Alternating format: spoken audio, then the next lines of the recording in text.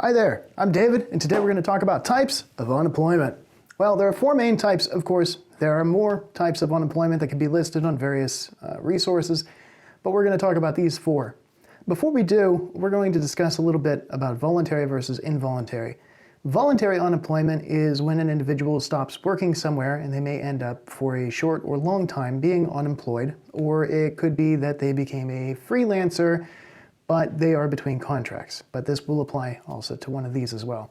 Involuntary is when they've been fired or the economy has taken a downturn and they have been furloughed or they have been fired or laid off. It depends on the circumstances. The first type is frictional. This is usually the time between jobs. As mentioned, a freelancer between contracts, so one contract ended and there wasn't another lined up. The time in between would be frictional unemployment. Alternatively, if somebody was fired or quit a job and they didn't have another job lined up or it didn't fall through for them, well, that time would also be frictional. Structural, we'll save for just a moment. It is the most dangerous of the four. Cyclical, furloughs or layoffs. So essentially, there are more workers than jobs and there's a low demand for goods or services within a place of economy. So in this case, this cyclical would be something that is repeating. So maybe if there is a continual up and down demand for a specific material, then it would be a cyclical system of furloughs and layoffs that repeats itself. Cyclical unemployment can be used to gauge the entire economy, which is essentially the measurement of a downturn of various businesses in regards to supply and demand curves. Additionally, this type of unemployment can be very long-term or very short-term. It depends on the circumstances, the industry, and so on. Seasonal or season unemployment is in regards to maybe winter. So construction in winter usually takes a pause or a hiatus in colder or extremely high temperatures because people in, for example, Kuwait, when it can reach 50, 60 degrees easily in the summertime, they can't work. It's very dangerous. Alternatively, in somewhere like New York, upstate New York, it can reach temperatures of -20, -30, and it's a little bit unhealthy. Just a little bit unhealthy. And also there's winter for farmers, which can also be an issue. But farmers these days have quite a few crops that are available to them to grow in wintertime. Structural. So structural, again, like I said, being the most dangerous, is that there are not enough jobs or the jobs require too much skill or education for the workforce that is looking for work.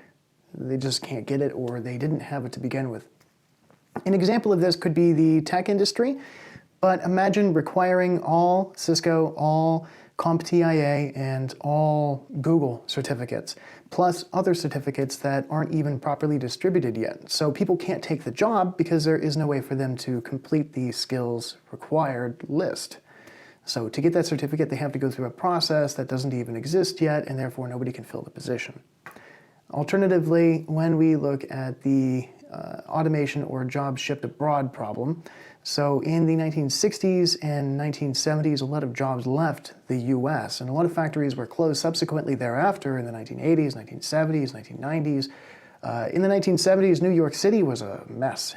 1970s, 1980s. You can look at some of the old movies where they used it as a post-apocalyptic background for their films. It was pretty bad. So when it comes to jobs being shipped abroad, that's not necessarily a good thing for low compensation work, but this leads to a structural unemployment problem. Automation taking people's jobs, such as the kiosks at McDonald's.